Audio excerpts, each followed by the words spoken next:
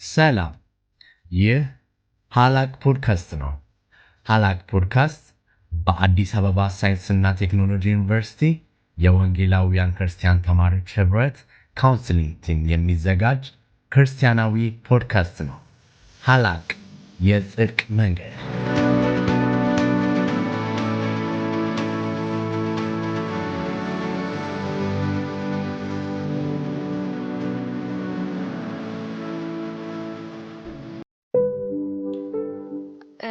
ሁለታችሁም አንስታችሁታል። ፎከስድ መሆን አንዳንዴ ለሰክሰስ የሆነ ያቀርበናል ነገር አይደለም። ወንዶች ይታማሉ፣ እንዲሁም በዚህ በአንዴ ሁለት ነገር መስራት አይቻልም እየተባለ ብቻ እንዴት ነው ፎከሳችንን ሞር ወደ እግዚአብሔር ባደረግን ቁጥር ወደ እርሱ በተጠጋን ቁጥር ዘሞር በእርሱ መታመን እንችላለን ብዬ አስባለሁ። እና እስቲ አሁን ደግሞ ፍርሃታችን ምንጩ ምንድነው በሚል ርዕስ ላይ ትንሽ ብንወያይ ደስ ይለኛልና ሀሳብ ካላችሁ እስቲ እንወያይበት። እሺ፣ ፍርሃታችን ምንድነው? ምንጩ ምንድነው አይደለ ጥያቄያችን። እና ፍርሃት ከብዙ አይነት ምንጮች ልንመለከታቸው እንችላለን። እና እኔ ከነዚህ ፖይንቶች አንፃር ብንመለከተው እና መጀመሪያ ከክራይስት ጋር ያለን ሆነስት የሆነ ሪሌሽንሺፕ ብለናል አይደለ? ይሄ ለፍርሃት ሆነስት የሆነ ሪሌሽንሺፕ ከሌለ ለፍርሃታችን ምክንያት ሊሆን ይችላል።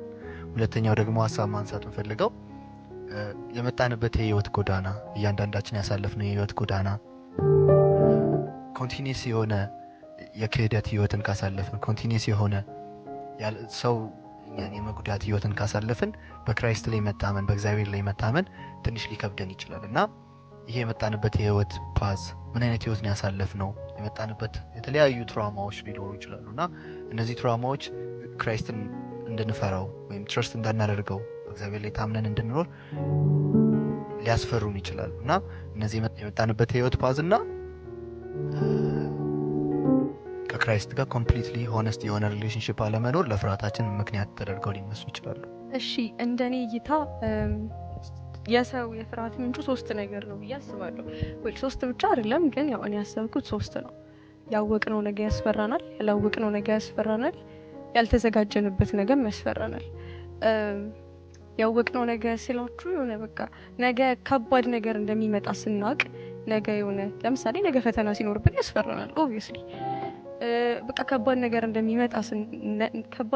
እንደሚመጣ ስናውቅ እንፈራለን። ያላወቅነው ነገር ደግሞ ነገ ምን ሆኑ ይሆን፣ ነገ ምን ይፈጠር ይሆን የሚለው ሀሳብ ያስፈራናል። ያልተዘጋጀንበት ነገር ደግሞ ዛሬ ላይ ያልሰራንበት ነገር በጣም ያስፈራል።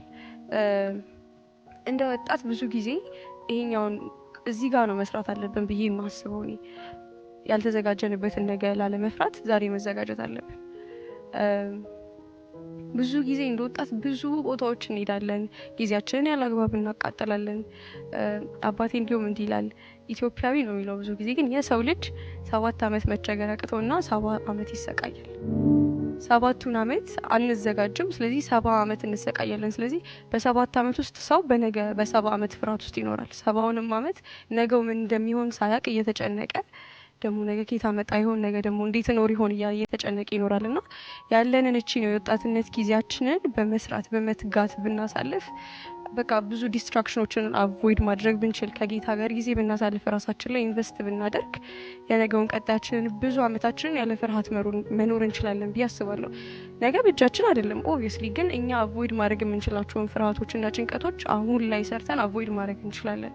በትጋት በመማር፣ በትጋት በመስራት፣ በትጋት በማገልገል፣ በተሰጠን ነገሮች ላይ በትጋት በመገኘት ስንሰራ በደንብ በመስራት፣ ለምሳሌ ትምህርታችን ላይ በደንብ በመስራት፣ ሪሌሽንሺፖቻችን ላይ በደንብ ተክተን መሰረቱን በመስራት የነገን ፍርሃትን እናስወግዳለን። ለምሳሌ ዛሬ ትምህርታችንን በደንብ ከተማረን ነገ የስራ አጥነት ወይም ደግሞ ነገ በእውቀታችን ጋፕ ምክንያት የሚመጣብንን ፍርሃት ማስወገድ እንችላለን።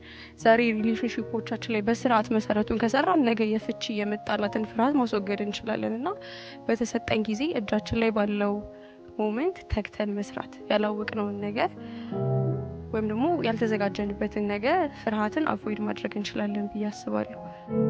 ያው ስለዚህ የሰው ልጅ ፍርሃቱ ካወቅነው ነገር ካላወቅነው ነገር ካልተዘጋጀንበት ነገር ይመነጫል ብዬ አስባለሁ። ናርዲስ ምን ትያለሽ?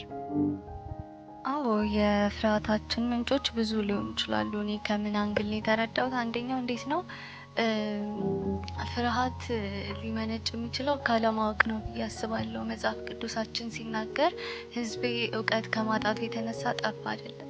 የሆነ ለዛ ፍርሃት አዳኝ እንዳለ ማናቅ ከሆነ ስለ ነጋችን እንጨነቃለን። ቅድም ባነሳችሁት የመጽሐፍ ቅዱስ ክፍል ማቴዎስ 6 ላይ ምን ይላል? ስለ ልብስ ስለምን ትጨነቃላችሁ? የሜዳ አበቦች እንዴት እንዲያድጉ ልብ አድርጋችሁ ተመልከቱ። አይደክሙም፣ አይፈትሉም። ነገር ግን እላችኋለሁ ሰለሞንስ እንኳን በክብሩ ሁሉ ከነዚህ አንዱ አልለበሰም ይላልና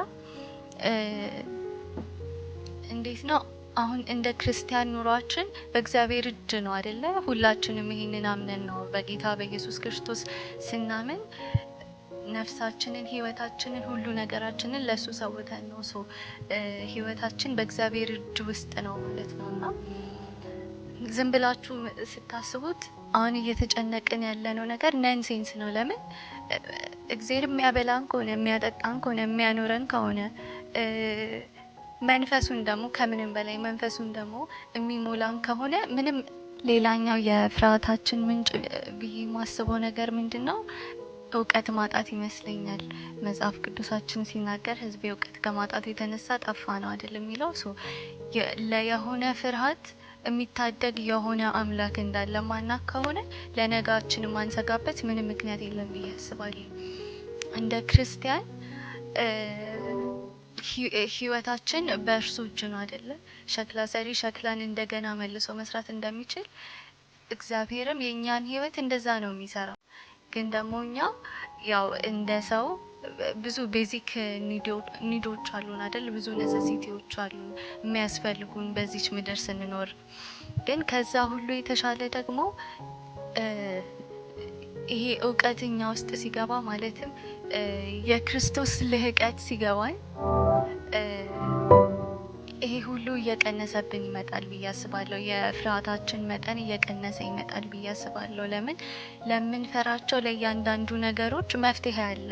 መፍትሄ የሆነው ክርስቶስ ከኛ ጋር አለ የሚለውን ሀሳብ ብቻ በውስጣችን ስንይዝ እሱ ብቻውን መፍትሄ ይሆናል ብዬ አስባለሁ። እና አንደኛው ምንጭ ሊሆን የሚችለው ያው አለማወቅ ነው ብዬ ነው የማስበው። በጣም አሪፍ ፖይንቶች ተነስተዋልና ብዙ ጊዜ እንደውም የሚያስጨንቀን ያልሰራንባቸው ለምሳሌ በፈተና እንኳን ኤግዛምፕል ብንመለከት ካላነበብን በጣም እንጨነቃለን። ማድረግ የነበረብንን ነገር ባለማድረጋችን ለሚመጣው ኮንሲኩዌንስ በጣም እንጨነቃለን እና ማድረግ ያለብንን ነገሮች ላለመጨነቅ እነዚህ ነገሮች ቀደም ብሎ ማድረግ ከኛ የሚጠበቀውን ነገር ደግሞ ቀድሞ ማድረግ ትልቅ ነገር ነውና ቀጣይ ሀሳባችን ደግሞ ጭንቀታችንና ፍርሃታችንን እንዴት ነው የምናስወግደው ይላልና ሀሳባችሁ? ጥሩ ጥያቄ ነው። ጭንቀታችንና ፍርሃታችንን እንዴት ነው የምናስወግደው? አንደኛ ያው ቅድም እንዳለው በእግዚአብሔር በመታመን ለእግዚአብሔር ነገሮችን አሳልፎ በመስጠት ጭንቀትና ፍርሃታችንን ኮምፕሊትሊ ማስወገድ እንችላለን። ቅድምም እንዳልነው እግዚአብሔርን ባወቅነው ልክ አይደለም እናምነው ደግሞ በዛ ልክ ደግሞ እግዚአብሔርን ለማወቅ በመጠጋት እግዚአብሔርን ለማወቅ በመፈለግ እግዚአብሔር ደግሞ ልናውቀው በፈለግን ቁጥር ራሱን የሚገልጥ አምላክ ስለሆነ በተጠጋነው እና በፈለግነው ቁጥር ራሱን በደንብ የሚገልጥ አምላክ ነው። ፈልጉኝ ብሎ አይደበቅም። ከኛ ጋር ኩኩሉ የመጫወት ፕላን አይደለም ያለው። ግን እግዚአብሔር እኛ እንድንፈልገው ይፈልጋል። ፈልገነው ደግሞ ስናገኘው ይበልጥ እናውቀዋለን። ስናውቀው ደግሞ እንታመነዋለን። ስንታመነው ከጭንቀታችንና ከፍርሃታችን እናርፋለን። ከዛ በተጨማሪ ከኛ የሚጠበቀውን ነገር ደግሞ ማድረግ አለብን። ቅድም እንዳልኩት ያላወቅነው ይሄ ያልተዘጋጀንበት ነገር ፍርሃትን ማስወገድ እንችላለን በመዘጋጀት። ስለዚህ አንደኛ እግዚአብሔርን በመታመን በጸጋው ላይ በመደገፍ እግዚአብሔርን በማወቅ ውስጥ በማረፍ የነገ ፍርሃትን እናስወግዳለን። በመቀጠል ደግሞ ራሳችንን ማድረግ ያለብንን ነገሮች በማድረግ ለነጋችን በመዘጋጀት ደግሞ ከፍርሃትና ከጭንቀት መቀነስ እንችላለን ብዬ አስባለሁ። ምን ትላለህ ያብ? እንዴት እናስወግደዋለን ነው ሀሳቡ አይደል? ፍርሃትን ጭንቀትን እንዴት እናስወግዳለን ይላልና መጽሐፍ የሚያስተምረን አንድ ነገር አለ ማለት ፍርሃታችሁን ጭንቀታችሁን አስታውቁ እንጂ በአንዳች አትጨነቁ ይለናልና አንዳንድ የመጽሐፍ ክፍሎችን ባነብ ደስ ይለኛል እና ወደ ፊልጵስዩስ ሰዎች ምዕራፍ 4 ከቁጥር 6 ላይ እንዲህ ይላል፣ ጌታ ቅርብ ነው፣ በነገር ሁሉ በጸሎትና በምልጃ ከምስጋና ጋር በእግዚአብሔር ዘንድ ልመናችሁን አስታውቁ እንጂ በአንዳች አትጨነቁ ይላል እና ይህ ክፍል ምን ያስተምረናል? መናገር ያለብንን ነገር፣ የሚያስጨንቀንን ነገር ለእግዚአብሔር ማስታወቅ እንዳለብን፣ በጸሎት በኩል በምስጋና በኩል ለእግዚአብሔር ማሳወቅ እንዳለብን ክፍሉ ያስተምረናል እና በአንዳች አትጨነቁ ይላል። በአንዳች አትጨነቁ። ሌላም የመጽሐፍ ክፍል እንደሚያስተምረን ደግሞ አንደኛ ጴጥሮስ ምዕራፍ 5 ከቁጥር 7 ላይ እንዲህ ይላል፣ እርሱ ስለ እናንተ ያስባልና የሚያስጨንቃችሁን ሁሉ በእርሱ ላይ ጣሉት ይላል እና ይህን ክፍል ሳነብ ሁሌ ጭንቅላቴ ላይ የሚመጣው ክራይስት በምድር ሲመላለስ ሲያስተምር የነበረ ትምህርት ካስታወሳችሁት፣ አባት ዳቦ ቢለምኑት ድንጋይ ይሰጣልን ወይ? እና አሳ ቢለምናችሁ እባብ ትሰጡታላችሁ ወይ? እናንተ የምድርን ልብ ይዛችሁ ኃጢአተኛ ልብ ይዛችሁ ለልጆቻችሁ መልካም ነገርን ካሰባችሁ የሰማይ አባታችሁ ስለ እናንተ ምን ያህል መልካም ነገርን ያስባል እያለ ክራይስት ያስተማረ ነገር አለ እና እርሱ ስለ እናንተ ያስባልና የሚያስጨንቃችሁን ነገር ሁሉ በጸሎት አስታውቁ ይለናል እና አንዱን ፍርሃታችንን የምናስወግድበት ነገር ከመታጠቅ ባለፈ ከመስራት ባለፈ በእውቀት ከመታጠቅ ባለፈ ደግሞ ማሳወቅ፣ ለእግዚአብሔር ማሳወቅ፣ ለእግዚአብሔር ሁሉን ነገር መናገር፣ እሱ ደግሞ ስለኛ ስለሚያስብ ደግሞ በእሱ ላይ መታመን ነው ብዬ አምናለሁ። ቀጣይ የምናነሳው ሀሳብ የሚሆነው መጽሐፍ ቅዱስ አስቀድመን የእግዚአብሔርን መንግስትና ጽድቁን እንድንፈልግ በመናገር ሌላው ተጨማሪ እንደሆነ ያሳስበናል። ምንድን ነው የእግዚአብሔር ጽድቅና መንግስት? እዚህ ላይ ደግሞ እስኪ ትንሽ እንወያይ። በዚህ ሀሳብ ላይ ዲስከስ ስናደርግ ምንድነው የእግዚአብሔር ጽድቅና መንግስት የሚለውን ሀሳብ ሲምፕሊፋይድ አድርገን ከአንድ ኮንቴክስት ብንመለከተው ደስ ይለኛል እና አስቀድማችሁ የእግዚአብሔርን ጽድቅና መንግስት ፈልጉ ይሄ ሁሉ ይጨመርላችኋል ይለንና ምንድነው የእግዚአብሔር ጽድቅና መንግስት የሚለውን ለማየት እየሞከርኩ ነበርና እግዚአብሔር ጽድቅ ወይም ደግሞ እግዚአብሔር ጽድቅ ብሎ ያመጣው ነገር ምንድነው የሚለውን ስንመለከት እግዚአብሔር ጽድቅ ብሎ ያመጣው ወይም እግዚአብሔር ጽድቅ ተብሎ በእግዚአብሔር ዘንድ የምናውቀው ነገር ማን ነው? ክራይስት ነው እና እግዚአብሔርን ጽድቅ ማለትም ክራይስትን ወይም ክርስቶስን እሱን ፈልጉት፣ እሱን በህይወታችሁ ዋና አድርጉት፣ እሱ ይሁን እያለ ይመስለኛል እና ክፍሉን ስንመለከተው ከላይ ስለ መብል ያወራል፣ ስለ መጠጥ ያወራል፣ ስለ ልብስ ያወራል እና ስለ እነዚህ ነገሮች አያስጨንቃችሁ፣ እነዚህ ነገሮች እኔ ፕሮቫይድ አደርጋለሁ። አስቀድማችሁ ግን ይሄ የምወደው ልጅ እሱን ስሙት የተባለውን ክራይስትን፣ አብ የተደሰተበትን ክራይስትን እና አብ ፊት የቀረብንበትን ክራይስትን እሱን የህይወታችሁ ዋና አድርጉት፣ የህይወታችሁ ዋና ሴንተር አድርጉት። ሀሳባችሁ፣ ጭንቀታችሁ፣ ኤቭሪቲንጋችሁ በቃ ሁሉ ነገር ሲጠቀለል ስለ ክርስቶስ ይሁን። እሱ ደግሞ ማን ነው? የእግዚአብሔር ጽድቅ ነው። ክርስቶስ የእግዚአብሔር ጽድቅ ነው። በእግዚአብሔር ፊት ያጸደቀን ነው፣ ይዞን የቀረበ ነው እና እሱን የህይወታችሁ ጽድቅ አድርጉት የሚለውን እና የእግዚአብሔር ጽድቅ የሚለው ሀሳብ በቃ ክርስቶስ ነው። ሲምፕሊፋይድ አድርገን ስንመለከተው የእግዚአብሔር ጽድቅ ብሎ መጽሐፍ የሚያስተምረን ክርስቶስ ነው እና ከዚህ ፖይንት ኦፍ አንግል ደግሞ ብንመለከተው ደስ ይለኛል። እንደዛ ነው። አዎ ያው እንዳልከው ነው። እንደ ኤግዛምፕል ሰለሞን ብናነሳ ሰለሞን ሁሉን አየ። በቃ በጣም የከበረ ነበር። በምድራዊ ኑሮ በጣም የከበረ ነበር በብዙ አይነት እናየው ማለት ነው እና በምድር ያለውን ሁሉ ካየ በኋላ ሁሉ ነገር ከንቱ ነው አለ አይደል? ከሰማይ በታች አዲስ ነገር እንደሌለ ገባው። ለምሳሌ አንድ ሰው በጣም አልቲሜት ጎሉ መኪናና ቤት ቢሆን እንደ ኤግዛምፕል ብናነሳው እድሜውን ሁሉ ሮጦ ልክ መጨረሻ ላይ አቺቭ ማድረግ ቢችል በእድሜው ማገባደጃ ያንን ነገር አቺቭ ማድረግ ቢችል ልክ ከያዘ በኋላ ያ እድሜ ልኩን ሲለፋለት የነበረው ነገር በቃ ከንቱ ይሆንበታል። ከዛ በላይ ደግሞ ማለት አሁን ለምሳሌ ቪላ ቤት ከሆነ ጀስት እንደ ኤግዛምፕል ከዛ የተሻለ ነገር ይፈልጋል ሰውዬ እና ሁልጊዜ የበላይ አድርገን ዊሽ ያደረግነው ያ ፕላናችን ልክ እዛ ፕላን ላይ ስንደርስ ደግሞ ከዛ ከፍ ያለ ከዛ የበለጠ ሌላ ምኞት ይኖረናል እና ሰው እንደዚህ ሰርኩሌት እያደረገ ነው የሚኖረው። ሰው ፐርሰናሊ ምን ብዬ አስባለሁ፣ እንደዚህ ሰርኩሌት ለሚያደርግ ህይወት ሰርኩሌት ለሚያደርግ ላይ ለምንድን ነው ኤነርጂያችን የምንጨርሰው? ማለት ቅድምም አንስቼው ነበር ከግንዱ ጋር መጣበቅ የሚለውን ሀሳብ እና ከግንዱ ጋር ስንጣበቅ ሰክሰስ ራሱ ወደኛ የሚመጣ ከሆነ ለምንድን ነው የበዛ ኢፈርት የምናደርገው ብዬ አስባለሁኝና የእግዚአብሔር ጽድቅና መንግስትን አስቀድመን መፈለግ አለብን።